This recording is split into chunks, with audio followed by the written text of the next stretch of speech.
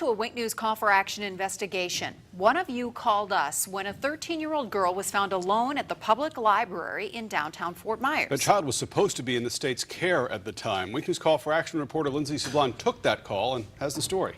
Since that initial call, 2 employees involved have been fired. But everyone's pointing fingers and no one is answering the biggest question. Who is watching our children? A good friend of mine noticed a 13-year-old sitting by herself about 9:30, 10 o'clock this morning and asked if she was okay. The little girl said, "No, I'm not." Gwendolyn Howard Powell was at her cafe next to the library when her friend brought in a preteen girl who's in the foster care system. It was asked of her, "Why aren't you in school?" And she said, "My caseworker dropped me off here at 8 this morning." Howard Powell called DCF, the state department that oversees foster care. But hours later, before DCF arrived, a woman in a black Mustang pulled up. The woman in the vehicle said, "Get in the car."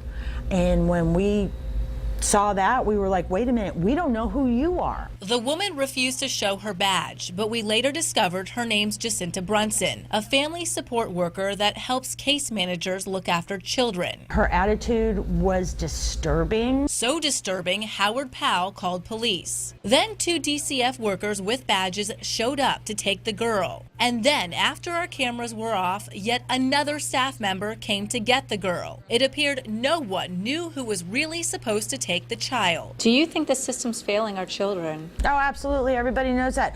Why did I call the news? I was given that 1-800 number, but I didn't trust it. How about that? I didn't trust it. That 1-800 number is for DCF, the state entity who contracts out to Children's Network of Southwest Florida, who then subcontracts to Lutheran Services Florida.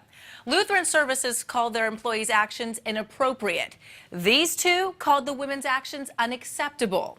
DCF closed its investigation, but no one from these 3 agencies, even after repeated requests, would talk to me on camera.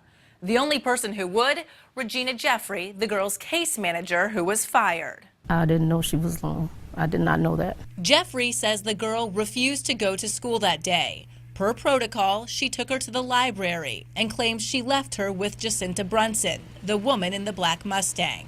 And the understanding was she was going to care for that child all day until you were done. That's correct. But that didn't happen.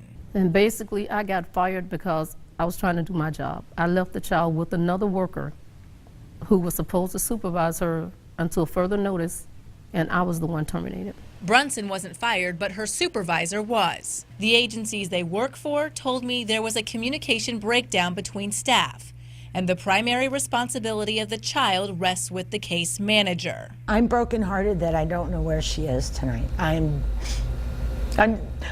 sad that I don't know where that child is going to be tonight. She doesn't know where she's going to be tonight.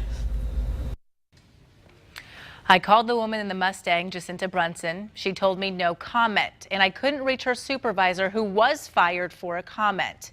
While those agencies wouldn't go on camera, they all sent me statements saying the safety and security of children is top priority. I'm Call for Action reporter Lindsay Sablon, Wink News Now.